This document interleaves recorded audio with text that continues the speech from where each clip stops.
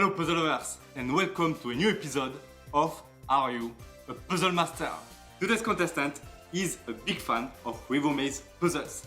In fact, he is one of the administrators of the Revomaze Discord group and is always happy to meet and welcome like-minded people to the group. He credits his mother for introducing him to puzzles. His first puzzle was from Jean-Claude Constantine.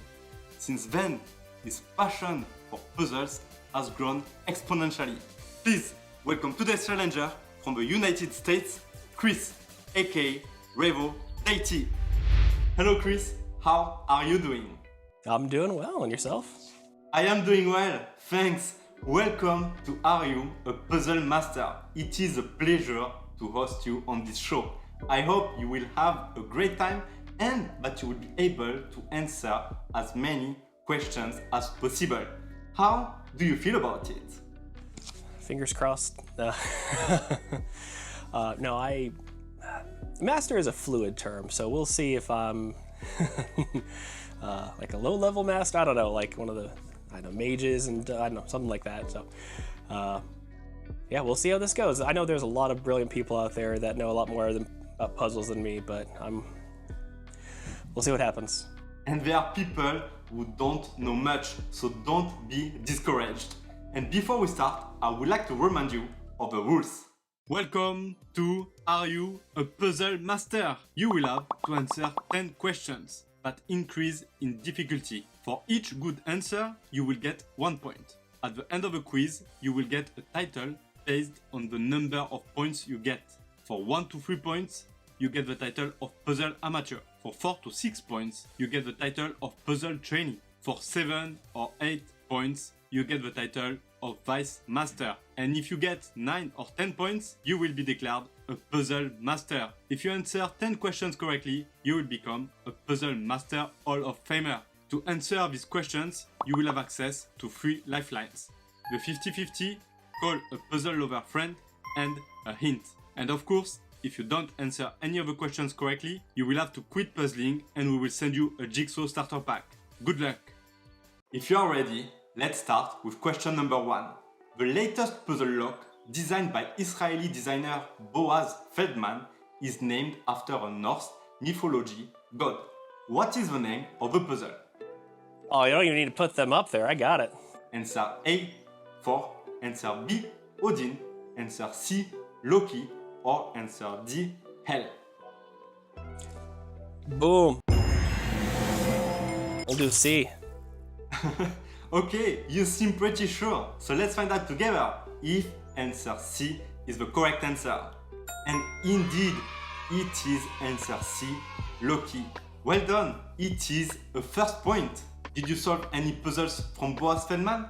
Oh yeah, I've solved quite a number of his. So I remember actually Funlock. I know that was one of the easier ones, but it's a fun one, especially if it's like non-puzzlers. So I like the wide range of his puzzles, the different difficulties. So I've always been a fan of the Feldman puzzles.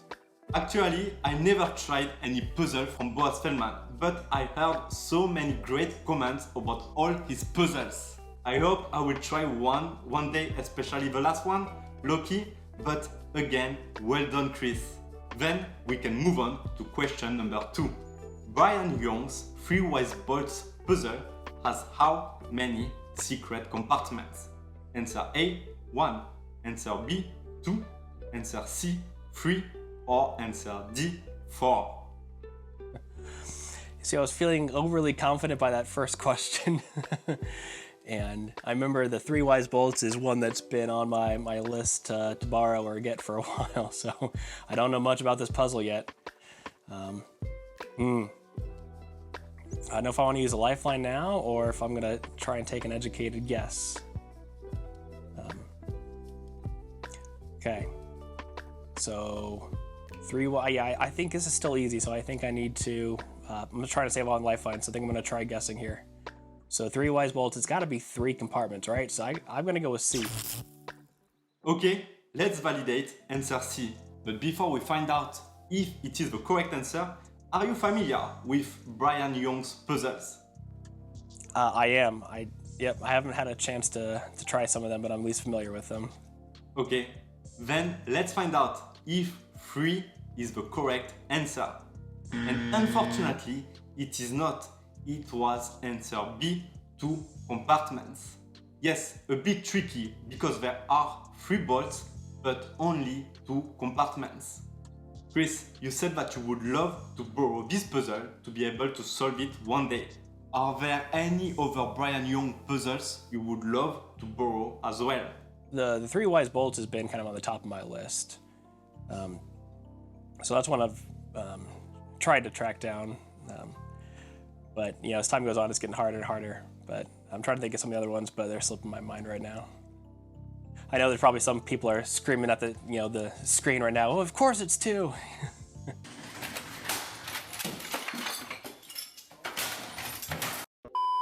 Well, I am pretty sure that if you haven't solved this puzzle, then you will make the same mistake. But I hope you will be able to answer the next question. Question number 3. Karakuri Creation Group, Hanayama, and PB Puzzle Boxes created puzzles inspired by a common theme. Which of the following concepts represent this common theme? Answer A, cake. Answer B, UFO. Answer C, dice. Or answer D, piano. Yeah, and you keep saying these are the easy ones, but I'm... Come on, it'll be fun. Please. It's an easy category. Please. Movie trivia. Or even give you a warm-up question. Don't do this, I can't. You know what? I'm gonna, let's say if we can go ahead and call Sean. Let's get my lifeline on. Let's see if he can help out. Sure, you want to use your lifeline, the phone a friend. Then let's call Sean. Gotcha. Hello. Hello Sean, how are you doing? I'm good. How are you? I am doing well, thank you very much. So, Chris needs your help. He is at question number 3 and is not sure of the answer. So, I will let both of you go through it and find the correct answer. Good luck. Yeah, Sean. So I'm second guessing myself on this one. So I think it's dice, but I wanted to double check. So Karakuri Creation Group, Hanayama, and PB Puzzle Boxes created puzzles inspired by a common theme. Which one of the concepts represents the common theme? Cake, UFO, dice, or piano? Ooh, that's a tough one because I know they've done different ones throughout those different creators. Mm-hmm. I think I'm trying to think if there is a dice Hanayama puzzle or not. I know there's a cake Hanayama one. I know there's a cake and a UFO. I think there's a UFO, right? Yes. Yep. So I know for sure those 2 are Hanayama, but I know that Karakuri has done dice and piano, and I believe cake as well. And then maybe it is cake. I don't know. I'm not as familiar with PB puzzle boxes, so let's see here. So,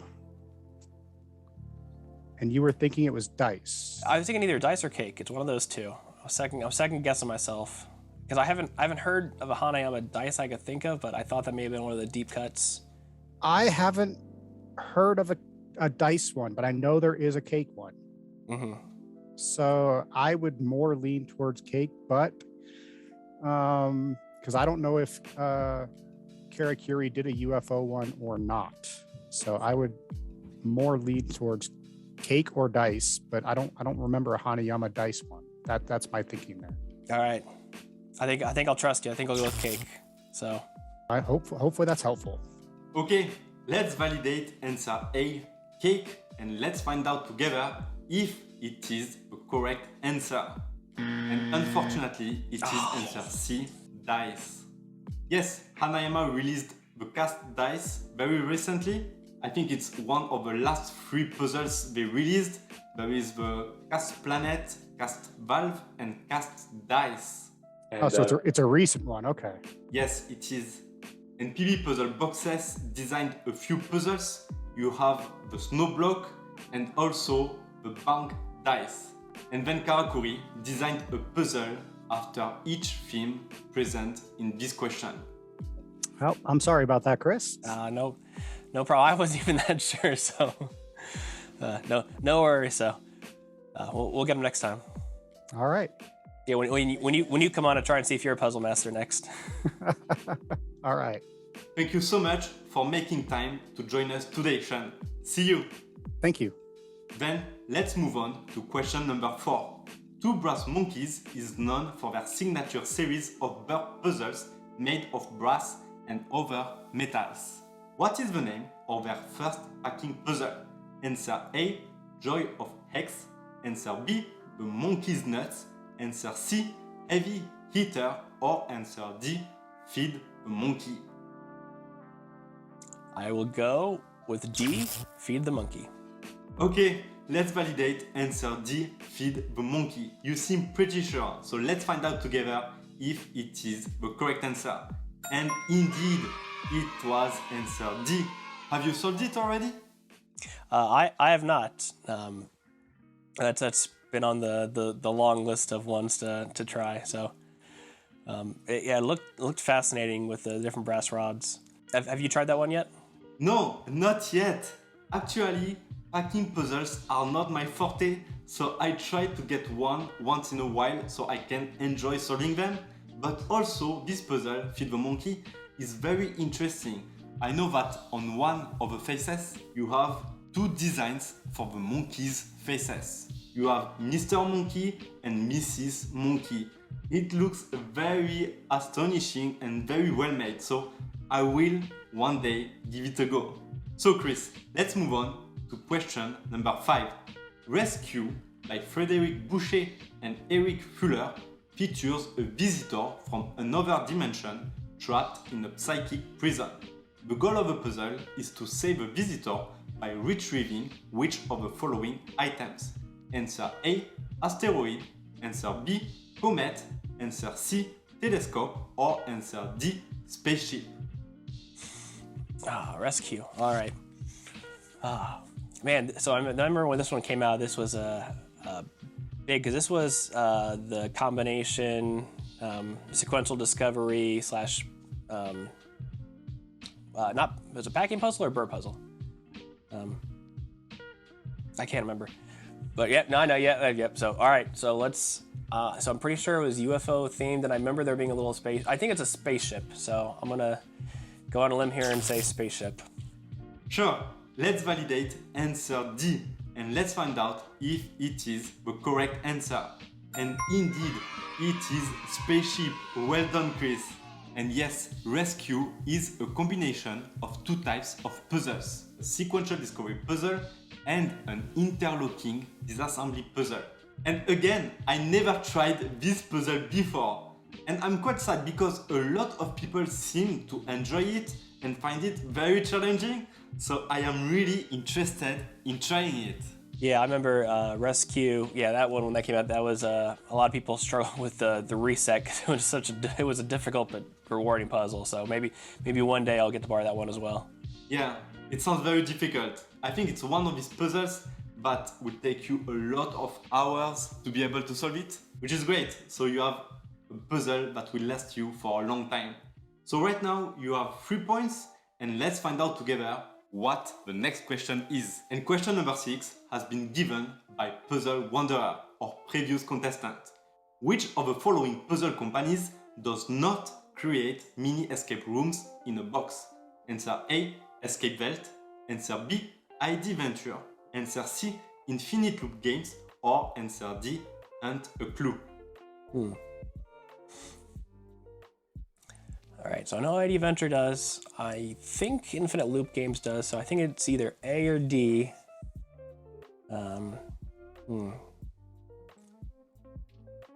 You know what? I'm gonna... I don't know if I want to use the 50-50 quite yet. These questions get harder as they go on, right? Yes. Yeah. All right, so let's... All right, I'm gonna try and take another guess. I'm gonna go with A, Escape Welt. Okay, let's validate answer A then. Escape Welt, and let's find out if it is the correct answer. And unfortunately, it is not. It was answer C, Infinite Loop Games. So Escape Welt designed a few puzzles already. You have the Quest Pyramid, and then they designed a puzzle after a Japanese house, which looks very cute, by the way. and they designed other mini escape room puzzles. Then ID Venture, they designed the Davy Jones locker, another one with the Captain Nemo, I think, and then something with cat in the name. I don't remember at all. And then you have Infinite Loop Games, who just do puzzle boxes. They do look like mini escape room puzzles, but they are not. And then finally, you have Hunt a Clue, which are not very famous right now, but they designed a few puzzles. Yeah, gotcha. Yeah, I'm familiar with the ID Venture. Yeah, Davy Jones, Schrodinger's Cat, that's the one, and a few others. But yeah, the others, besides that, I'm not too versed in the other escape room games, so. Do you enjoy mini escape room puzzles? I do. I like how it's kind of the sequential, I don't know if discovery, but a sequential movement of it where you have to kind of like discover it and all the clues are there for you. So you're not guessing like certain number combination, you have to determine it. So it's a different type of solving for the puzzles compared to some other ones out there. So I do like them. I got a couple over there on the shelf. Yeah, they can be really fun. I enjoy them as well. And do you enjoy actual escape rooms? I do, but it's hard. I don't go out with my family much. You have to have like the right group of people. So there's a friend of mine who lives across the country that me and him, when we're together, we'll do escape rooms together. So we have the same kind of, I guess, puzzle solving abilities. So we'll solve them together. I agree. It's really fun when you go in a group where you enjoy the same thing. Like if you all love solving puzzles, then these escape rooms can be a lot of fun. Then let's move on to question 7. Which animal native to Australia is featured in Jean-Claude Constantine's Australien puzzle? Answer A, kangaroo. Answer B, koala. Answer C, wombat. Or answer D, Tasmanian devil. All right, so Constantine has so many puzzles that join, right? All right, I think I'm gonna use the 50-50. Sure, let's use the 50-50 and let's find out what are the two answers left. And you are left with A and B. Those are the two I had it down to. No. Okay, I liked. I can't recall any type of kangaroo, so I'm gonna go with koala B. Okay, let's validate answer B, koala, and let's find out if it is the correct answer. And unfortunately, it is answer A, kangaroo. Yes, a very difficult question because Jean-Claude Constantine designed so many puzzles, and I didn't even know that he designed a puzzle called Australian. Yeah, and I can't recall a kangaroo being incorporated. So yeah, it was. That'd be another question to see how many puzzles he's created. He's got to be up there as one of the most puzzles created. That will be a very difficult question because I don't even know if there is a complete list of all the puzzles he designed. That will be very interesting to know actually. I'm quite curious. I will make some research, I think. Let's move on to question number 8. Austrian designer Stefan Baumegger created puzzles from the universe of Star Wars. Which spaceship has inspired a puzzle by Stefan Baumegger? Answer A, Death Star. Answer B, Millennium Falcon. Answer C, X-Wing Starfighter. Or answer D, TIE Fighter. And again, this is one of those where I remember this kind of coming out and it's in the back of my head. But I know I'm gonna struggle to pick the right one. So let's do the I don't want to also go to the very end and have the last question be easy and know that one. So I'm gonna use the last lifeline. Use the hint. Okay, let's use the hint. And the hint is Imperial Fleet. Are you a Star Wars fan or not, Chris? No. What? No. All right, so I'm gonna go with the TIE Fighter. Okay, let's validate answer D, TIE Fighter. And indeed, it is the correct answer, Chris. Yeah, see, I've never been a Star Wars fan. I know, again, I'm gonna put people throwing stuff at the screen.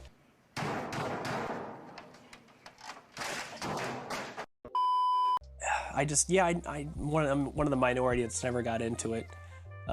but I remember like the TIE Fighter. I remember that sounded familiar, and I'm pretty sure that was the one that he came out with, but I couldn't say with confidence. Actually, I follow him on Facebook and I saw a couple of pictures of this puzzle and it looks big, but also the amount of detail is just so crazy. Stefan Baumegger did a wonderful job on this puzzle. Like, there are so many little details, but also there are different colors for the wood. I think he did his best to recreate the one from the movies, which is so crazy. But I'm pretty sure that he is a Star Wars fan because he designed this other puzzle called Droid, I think, based on the R2D2 droid from the movies. Yes, that one I remember, yeah. Which looks very fun to solve as well. Yeah, I guess it must be, yeah. Probably yes. But are you a bird puzzle fan, Chris? I am, and they're not my favorite puzzles, but I do enjoy the occasional bird puzzle. Well done for this question, Chris. You got another point. Then let's move on to question number 9. In 1994, two puzzle designers approached Perry McDaniel to produce a traditional dovetail puzzle box. This started his puzzle making career. Who are these two designers? Answer A, Robert Jaeger and John DeVost. Answer B, Ali Morris and Steve Nichols. Answer C, Brian Young and Junichi Yananose. Or answer D, Robert and Norman Sandfield. And I'm a big fan of Dovetails too, so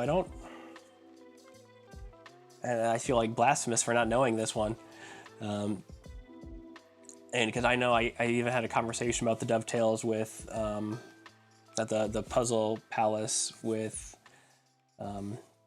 Roxanne and George. I keep wanting to go to Brian Young and Juno, but I don't think that's it. For some reason, my gut's telling me A, so I'm gonna go with A. Why not? For first gut instinct, right? Yes, sometimes it works to follow your guts. So let's find out if answer A is the correct answer. And unfortunately, it is answer D, Robert and Norman Sandfield. And actually, they are called the Sandfield's brothers, and they participated in a lot of international puzzle parties. They are quite famous, and I think they enjoy to design dovetail puzzles after some films, like an ice cream or a salt and pepper shake, which is very interesting. Well, so let's move on to the final question, question number 10. The Karakuri Creation Group started the idea contest to encourage Japanese to propose new puzzle design ideas. When was the idea contest held for the first time? Answer A, 2005. Answer B, 2007. Answer C, 2009. Or answer D, 2011. So, ironic enough, the Karakuri group, I've tried a few of their puzzles, but, I haven't had the funds or the means to get into a lot of their puzzles, so I've had to kind of appreciate a few of them from the outside.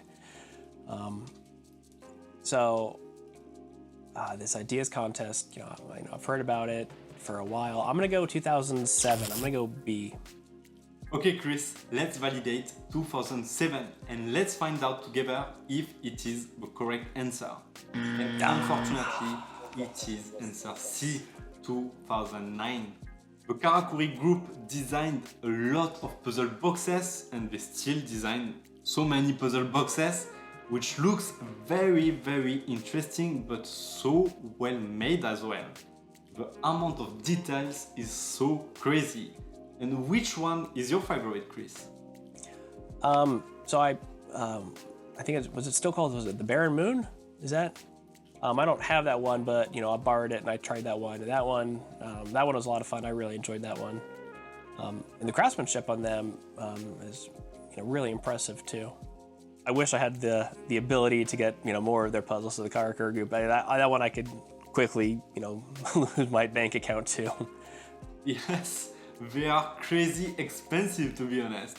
And I think they are not very hard to solve, but it is because of how well made they are. If you look at each puzzle box on Karakuri, the design is just wonderful. I think it is a piece of art by itself. The craftsmanship, the amount of time spent on these puzzles must be ridiculous, and they are all handmade. So that's why they are quite expensive, which I understand, I think. Well, Chris, you did manage to answer 4 questions out of 10. Really well done. It was quite tough. Some questions towards the end were quite difficult. So you did a great job and you should be proud. Well done. Honestly, well done. I hope you enjoyed. And what did you think about the questions? Yeah, I mean, the puzzle world is just so big and there's so much out there that it's, hard to, even if you wanted to try and study to prepare for this, you don't even know, there's so many places to look into. I'm by no means, I wouldn't consider myself a puzzle master. Puzzle trainee sounds about right. But I'm a puzzle enthusiast, so I enjoy them quite a bit. So, and enjoy the opportunity to kind of, be on here and give it a shot anyway, so. Yeah, honestly, I am so glad that we finally met, because we have texted a few times before, but never met. So I am really happy that you accepted to join this show. And before we end this video, Chris, would you like to talk a bit more about yourself? Yeah, well, I won't spend too much time on it, but growing up as a kid, my mom was always really good at puzzles. She just had this knack for solving them. She never had a lot, or even maybe more than a handful at the house. We'd go to a flea market, something like that. If she stumbled across one, she'd couldn't solve it before we can leave on the table. So I always appreciated her ability to solve them. And it wasn't until later on, I think in college, or once I graduated college, when I had my first Constantine puzzle. And then that slowly grew over the years and then kind of exponentially took off when, the advent of other Reddit and Discord groups where you could connect with fellow puzzlers a lot easier. So then my appreciation and love for them took off to where I stumbled across, the Revomaze puzzle and, that one, the sequential movement. I could spend all day talking about that one, but long story short, that puzzle was like a life changer for me. Some puzzle you'd spend 10, 12 hours struggling to find that next step, or these you're spending 35 to 40 hours, but along the way you're incrementally making progress. And not only do you get a lot of solve time per your the amount of money you spend on them, but something really rewarding about spending all that time and then finally opening it. It's just that high, that solver's high is just second to none with these puzzles. So my love for them had kind of developed to where I not only contributed to the Mechanical Puzzle Discord, that initial Maze channel, but that broke off to its own separate Discord to where I run it now with a few other people. So I think we're almost on a year and a half now with that Discord. So for anyone that's interested in sequential movement puzzles and mazes, the Revomaze Discord is right around the corner, so feel free to join that. So we're not going anywhere anytime soon. Along with that, I've helped out as a tester for a few puzzle designers here and there, some up-and-comers, like Alan Lungsford, the Mighty Pin and Bolt Action.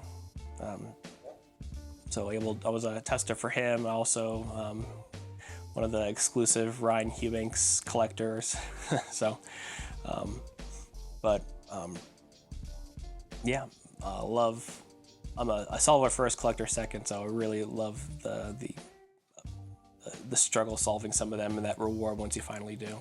So that's Chris Linick in a nutshell. Wow, that's such a wonderful story, but you took your mom's passion and that you continue to solve puzzles over the years to the point that you are so active in the puzzle community and that you are giving feedback, testing puzzles for designers. That's really amazing. Well, once again, thank you, Chris, for coming here today and for participating in this show. I wish you a great day and I hope that we will see each other once again. Sounds good. All right, thank you for having me. Appreciate it. Okay, Chris, bye. Take care. So, did you manage to get more points or less points than Chris? Please let me know in the comments below how many points you got. I hope you had a lot of fun in this episode of Are You a Puzzle Master? Once again, a big thank you to Chris and Sean for coming to today's episode. If you did enjoy this video, please put a like and subscribe to the channel. I will see you next time for a new video. Tschüss!